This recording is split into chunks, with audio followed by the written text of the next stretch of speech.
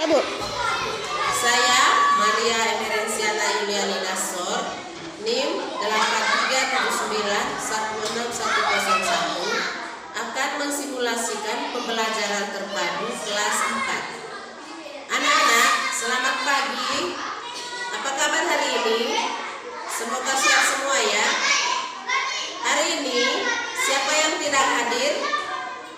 Baik, hari ini kita hadir semua. Anak-anak, sebelum kita memulai pelajaran kita, mari kita berdoa. Sekarang coba kamu nyanyikan salah satu lagu wajib, yaitu Garuda Pancasila. Baik anak-anak, siapa yang masih ingat minggu lalu kita bahas tentang materi apa? Bagus. Minggu lalu kita membahas materi tentang energi. Anak-anak, apakah kamu tahu energi itu sangat penting bagi kehidupan kita? Semua makhluk hidup membutuhkan energi. Tahukah kamu sumber-sumber energi matahari yang mempunyai peranan penting dalam kehidupan manusia? Karena sumber energi yang terbesar di bumi. Coba anak-anak lihat gambar di buku halaman 2. Nah, manfaat matahari terhadap kehidupan manusia itu adalah 1. Mengeringkan pakaian. Yang kedua, menjaga kesehatan tulang. Yang ketiga, bagi tumbuhan, energi matahari dapat membantu proses fotosintesis. Ketika proses fotosintesis, maka tumbuhan akan menghasilkan oksigen dengan istilah O2 dan akan menyerap CO2 atau karbon dioksida. Nah, apakah kamu bisa menyebutkan contoh kegiatan lain manfaat energi matahari bagi kehidupan kita sehari-hari? Coba Ibu jelaskan. Yang pertama, panas matahari bermanfaat untuk menjaga suhu bumi sehingga bumi akan selalu hangat. Yang kedua, panas matahari berperan penting dalam siklus air di bumi. Yang ketiga, panas matahari bermanfaat pada proses pengeringan seperti petani mengeringkan gabah. Yang keempat, panas matahari mengakibatkan air laut menguap.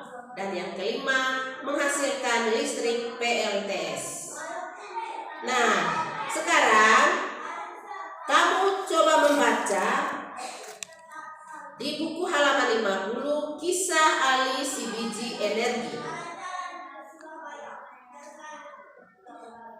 Setelah kamu membaca, cobalah kamu mengisi manfaat sumber-sumber energi sebanyak-banyaknya dan kumpulkan tugas kalian kepada ibu guru. Lalu, energi matahari adalah salah satu sumber daya alam yang berlimpah. Tumbuhan seperti jagung juga merupakan sumber daya alam yang harus dibudidayakan. Sumber daya alam tersebut diberikan Tuhan untuk manusia. Sebagai sumber daya alam, jagung banyak dimanfaatkan oleh penduduk Indonesia.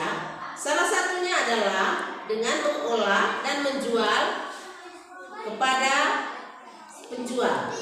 Nah, coba kamu amati gambar berikut. Apa yang terjadi apabila permintaan terhadap jagung tinggi? Nah, tentunya petani akan kehabisan stok untuk dijual. Yang kedua, apa yang dilakukan agar permintaan terpenuhi? Berarti petani jagung harus membudidayakan kembali jagung pada pertaniannya. Coba kalian baca buku halaman 7 dan guru akan memberi kamu waktu untuk membaca. Nah, berdasarkan teks yang dibaca, maka dapat disimpulkan bahwa sumber daya alam dibagi menjadi 2, yaitu sumber daya alam yang dapat diperbaharui dan yang kedua sumber daya alam yang tidak dapat diperbaharui.